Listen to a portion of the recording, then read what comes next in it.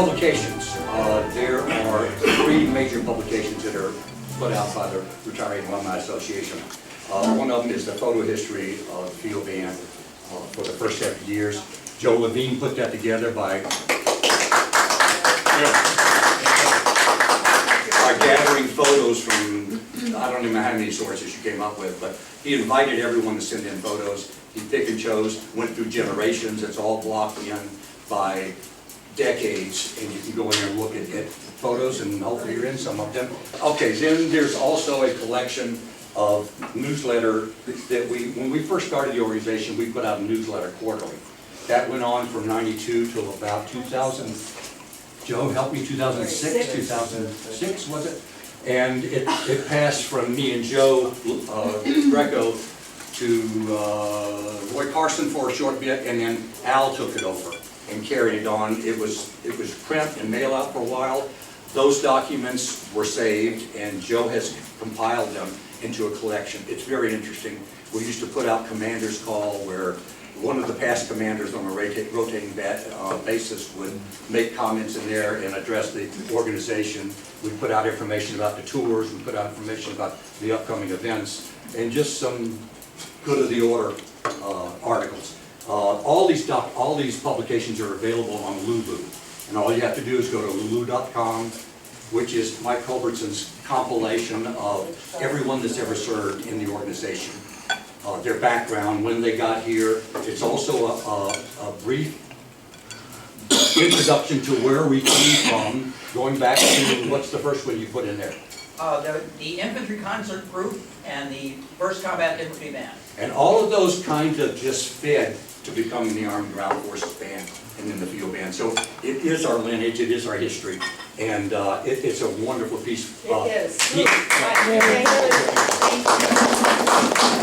It is called Kings of the Highway. Do you have 2024 on there? Yes. Yes.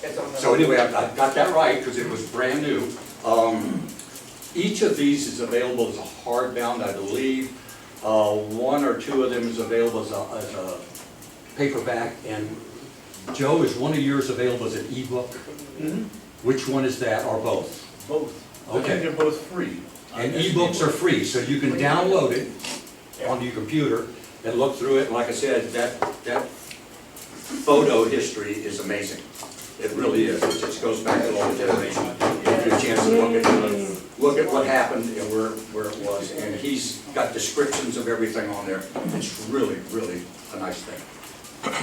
Like any other family history, the field band history will never be finished. We've always got time to go back into the past, and we're adding new people at this end all the time. That was probably a technical or a tactical error on my part when I decided to put all these current members in as future alumni. So now I have to keep track of everybody who's coming and going, who are still there. I should have rethought that, but I didn't. So we will always have them. Generally I'll give you an in memoriam list of what's happened the last year or since our last meeting. This year I had a chance to go to the National Personnel Record Center and verify the passing of a lot of people from the class of 1946. And so I'm going to read this list here of all the people who were added to the in memoriam list since the publication of the last book 2 years ago. And there's about 40 of them. And they keep of course they keep passing. For the class of 1946, Crescent Amadeo, who remained a musician after he left the band in '46. Ralph Burmeyer from California, James L. Carver from Texas, Gerardo Diaz from Puerto Rico. Now, I looked for this guy for years. I knew he was dead since he was born in 1902. But I couldn't find any documentation until I went to the National Personnel Record Center. He died in 1969, which is probably why I couldn't find it, because it was digitized anywhere. Ray Gibson from the Southeast, William Higgins, Marvin Sherman from California, Robert A. Vail, who later hyphenated his name, became Vail Stevens, and Harold Whitty from Florida. In 1948, the class of 1948, William Hilbrink was a violinist, and he was a performer and a teacher here in the Washington area for just about up until the time he died in 2022. Albert George, who was in the band for a couple of months in 1950. I'm not sure exactly why he left, but he was only in the band from like May to September. He died in 1993. He was class of 1950. Two guys in class of 1953, Carl Oliver and Frank Ray, who was in the Navy band program during the war, and later in the field band. Frank Verna, class of 54, was a crooner, a vocal soloist, and he actually had a couple of minor hit records, but he passed away in 2016. Two guys from 1956, Gerald Surface and William Schappel. 1957, there was Carol Redwine, who lives in Oklahoma, and Donald Russell, who retired from the Canadian Forces as a warrant officer. Class of 1958, James Parisi, who was an admin guy. Will Traphagen, of the class of 59, who was a percussionist. Walter Brian Duke left the band in 1962 and went to OCS and became a helicopter pilot. He passed away just in December of 22. Ron Factor, from the class of 65. Daniel Riley, a flutist from the class of 67.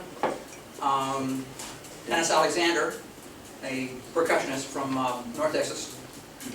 He was at North Texas State College and North Texas State University because the name of the school changed while he was there. Rick D'Azevedo, who was a member of the King family. I forget which one of the King sisters he was the son of. He was a vocal soloist. The band actually let him take leave and go to California to perform in the King family Christmas special. I don't think that would happen a whole lot anymore. In the class of 71, there was James Gall from Michigan State, and Arthur Starnes, who was a trombone player from Alabama. Mark Lumberg, who played in this, one of like a half a dozen people from the University of Memphis who joined the studio band at the same time. Let's see, in 1976, or class of 1976, Dave Wolpe, who actually, after he retired, he changed his name back to the Italian spelling. So he changed it from W-O-L-P-E to V-O-L-P-I. Why, I'm not sure. Class of 78, Tom Forson, who's another arranger. Class of 82, two guys, and some of these, now we're getting to the guys I actually served with. In class of 82, Rich Rowell and Bob Strome.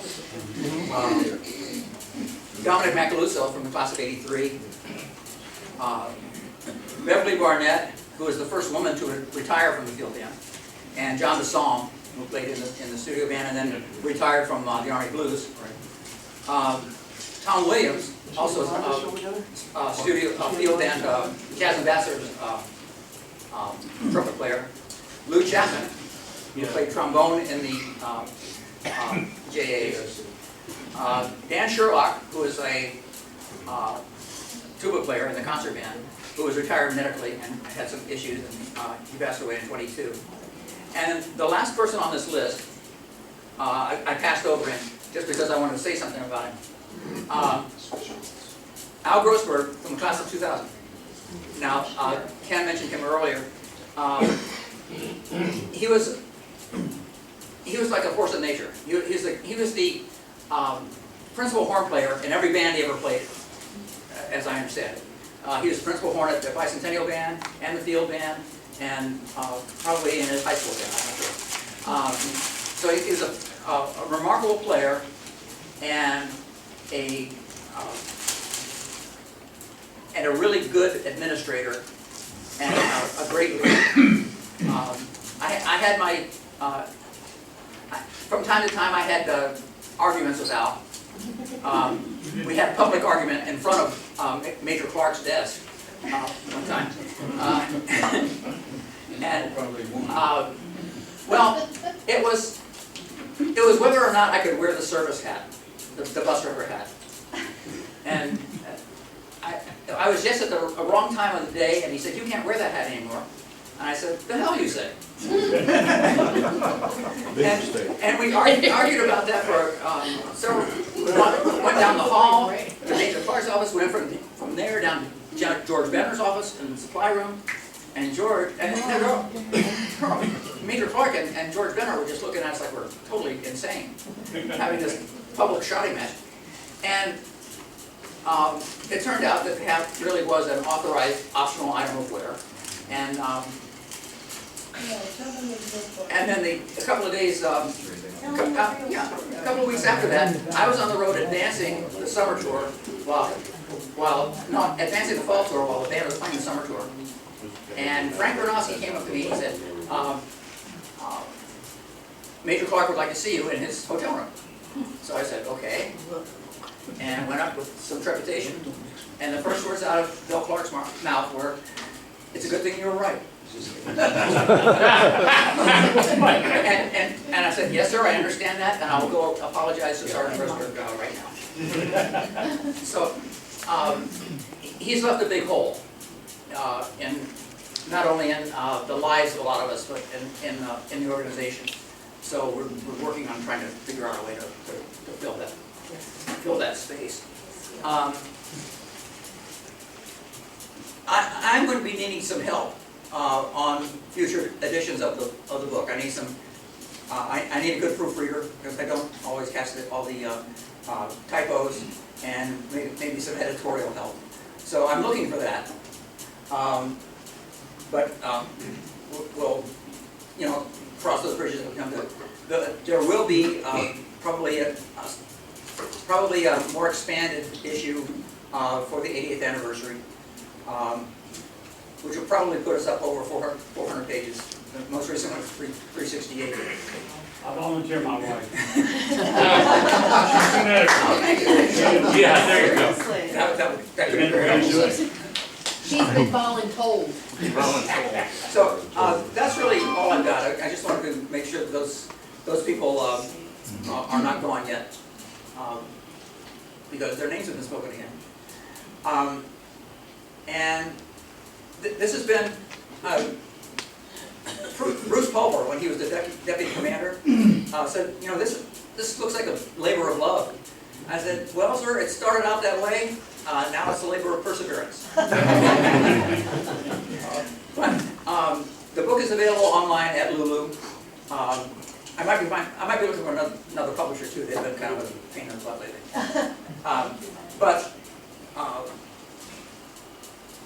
I've got an ebook.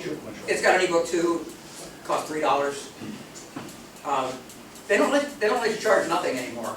Apparently, they say you have to charge this much, and so I charge what they tell me. They wanted to have $2, and I $2.85. So I said, okay, round it up $3 is easier than do it. So that's all I have. If anybody's got any questions? Thank you. Thank you. Don't go anywhere. We are trying to get ready for the 80th, and we look forward to that. We're going to try to build some momentum.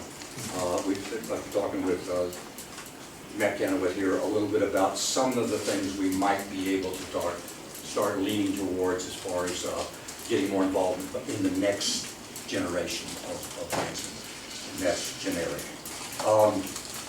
Anyway, we are going to try to get built up a little bit more for the 80th. I'll do what I can on my end. We will be looking, as Mike said, for help down the road. We're all getting a little long in the tooth. There's going to be a time when we not only maybe don't want to take as much time to do this, maybe we can't. Mike and I were talking the other day, at some point, what he is doing needs to live on. It's gonna go on forever, as he mentioned. Hopefully, Mike will have caught up everything from the back. And at some point, we may be able to turn that over to the band as a resource. And then someone there will always be able to add to that next generation. If somebody leaves, it'll go into the database that Mike started. So that's what we're hoping to do at some point.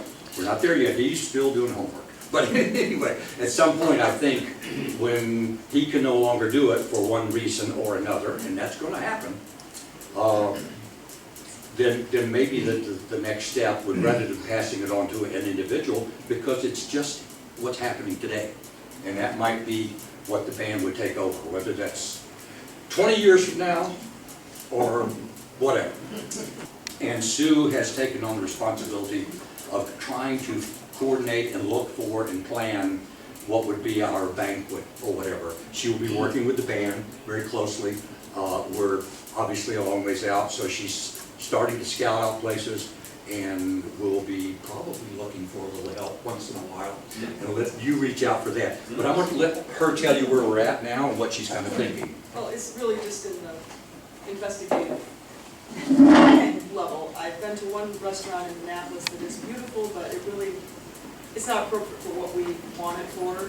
But if you want a really nice place to go to dinner or lunch, it's called Chop Tank. It's right downtown in the city dock area, and it's a beautiful location. But they were willing to close the whole second floor off for us, but part of it's outside. It just won't work. So I have a couple other ideas of my own. If anybody has a place that they know of that would possibly work for us, please let me know. So what's a number you're thinking it could be? Well, I went back and looked at my records, and I contacted Chad Martin, who was the protocol NCO, and the two of us did a lot of it. There were about 100 people at the 75th, and that included 30 active duty, and everyone else was retired. So I'm gonna hope that we could get like maybe 150.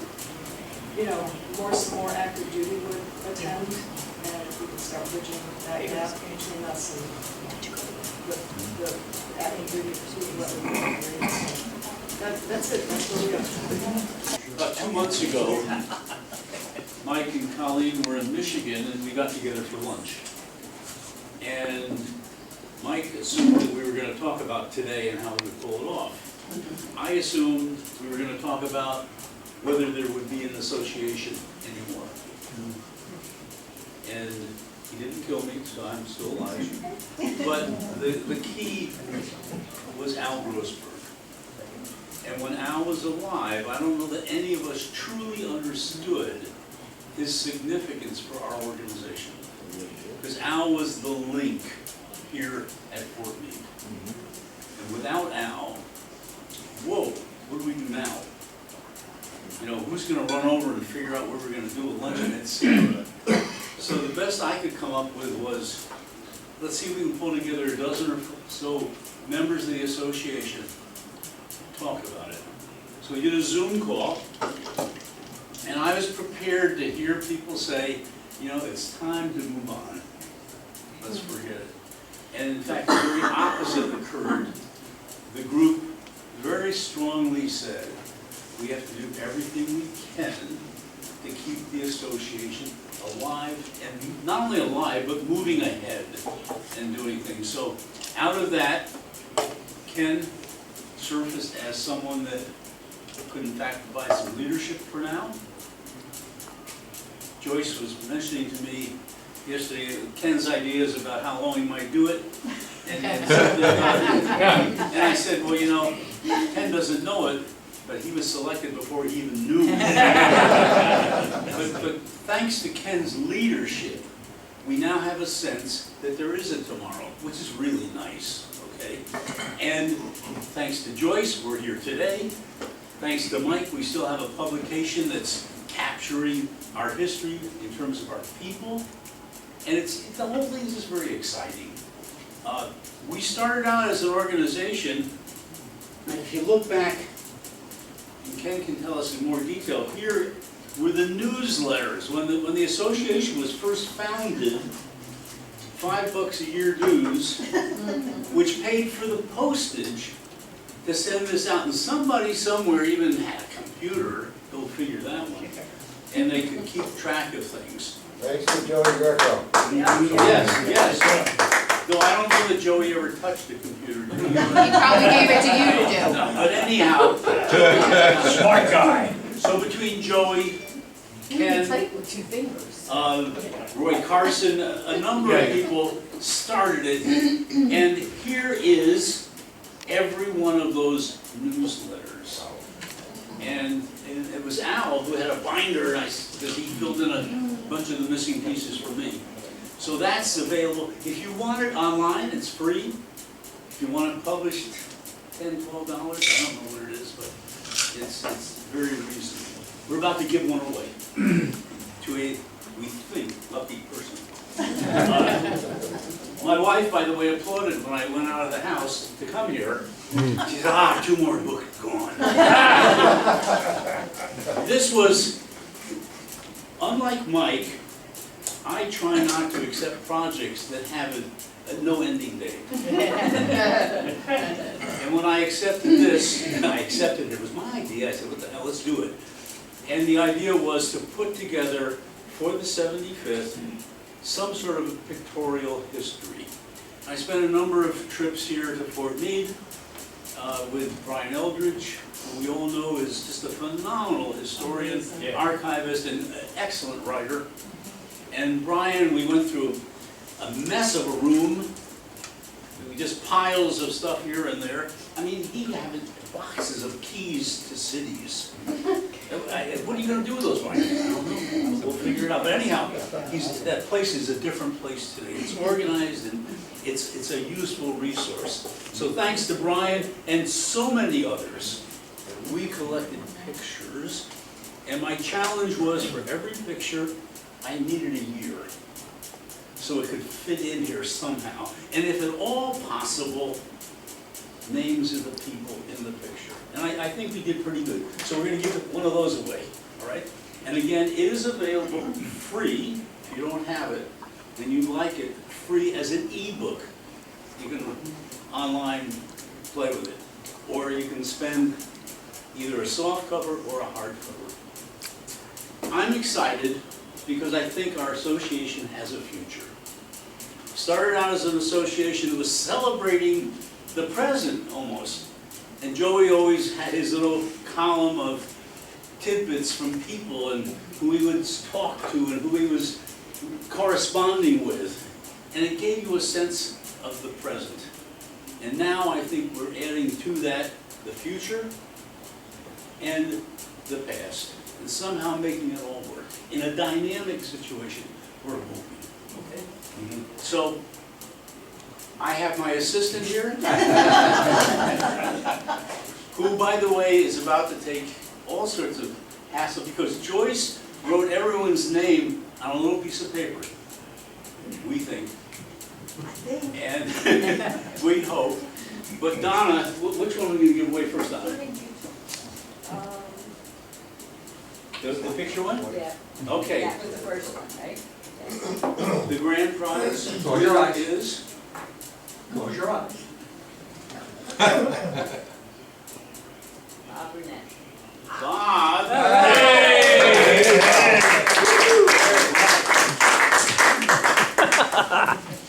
I've never won anything. Life is complete. Thank you, thank you. Bob put together, I don't know if you've seen it, but you can, there's a link to it on our association website. Put together a 10-year perspective of the band on the road in terms of the soloists that were presented. And it is the best. It's about an hour long or so. It's about the best thing I've ever seen promoting the band. It shows you, for every little snippet on there, the date, the location, and the person. And you spend 20 minutes and you want to do the rest of it because you cannot believe how talented these musicians were, how many miles they traveled, and how long they did it. It's tremendous. Anyhow, thank you, Bob. We got one more done. Close your eyes, don't look. I know you picked Bonnie. And the Jim, Virgie, where are you? Hey!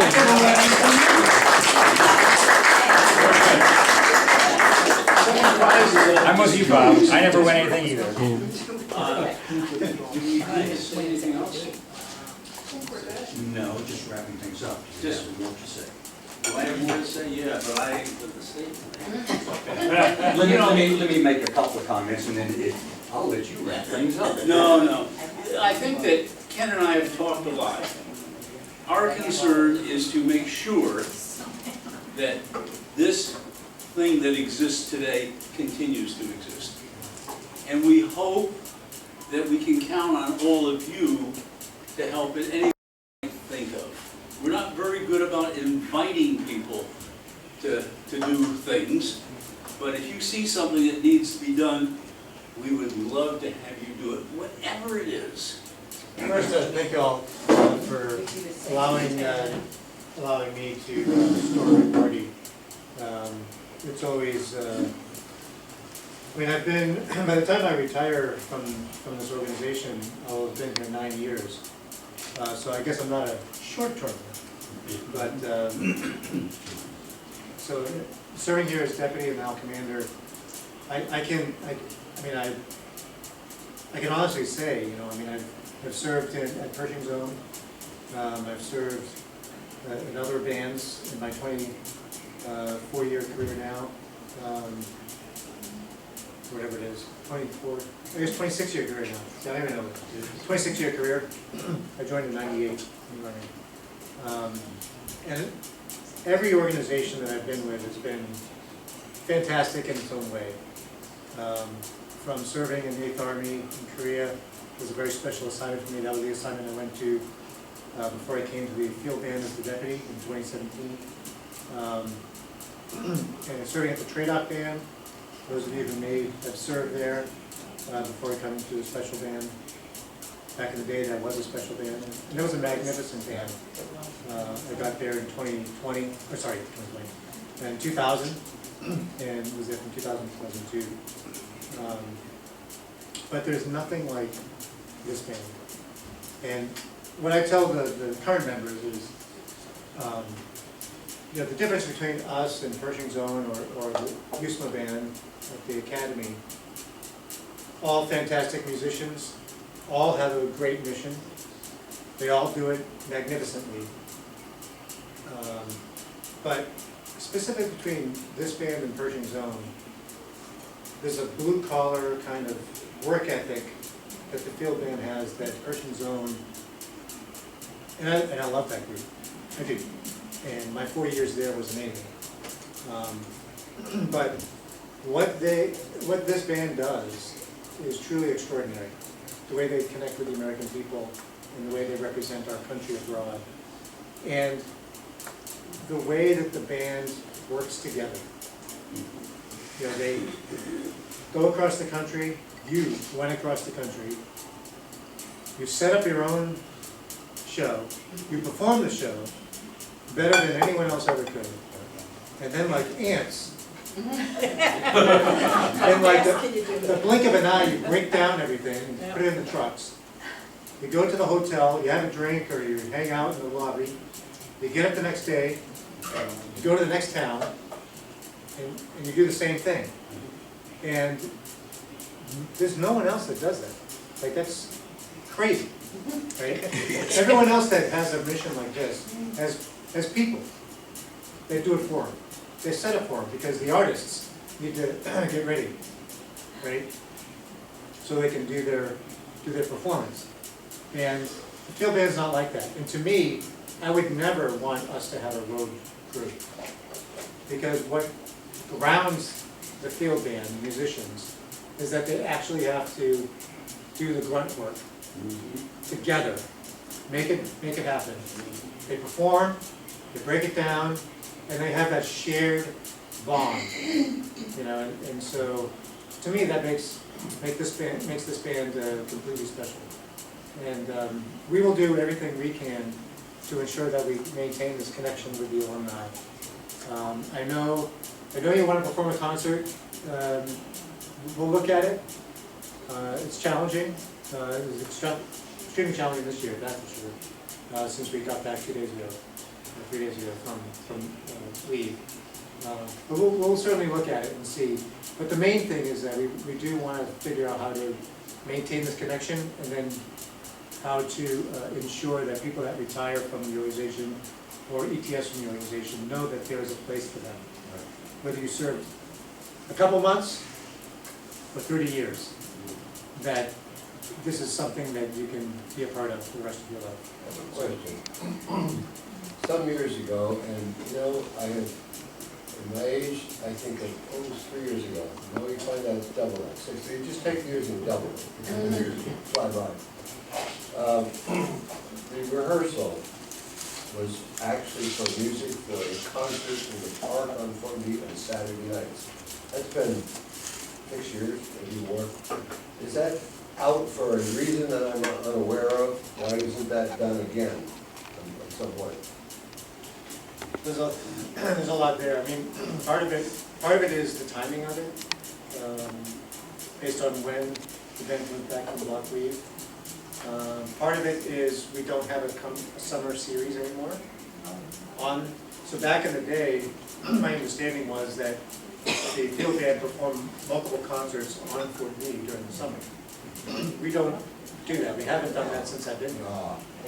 And so, a few times since I've been here, we've done a one-off concert on the park. But there hasn't been a series. And then the other thing is that the Fort Meade is not necessarily conducive to bringing people on base that aren't cardholders. That would make sense. I'm just saying that because it was always a nice thing to have the rehearsal to a meaningful concert where the alumni could sit in too. It's very nice. Yeah. So that's one of the challenges that we would have to look at. If we wanted to do a concert with alumni, we would have to figure out how to do that so that it's meaningful for everybody. And we actually have an audience. Could it be an outside Fort Meade site? It could, yeah. We just have to think about what that looks like and the timing of it. But again, thank you for allowing CSM and I to crash your party. Like I said yesterday, it's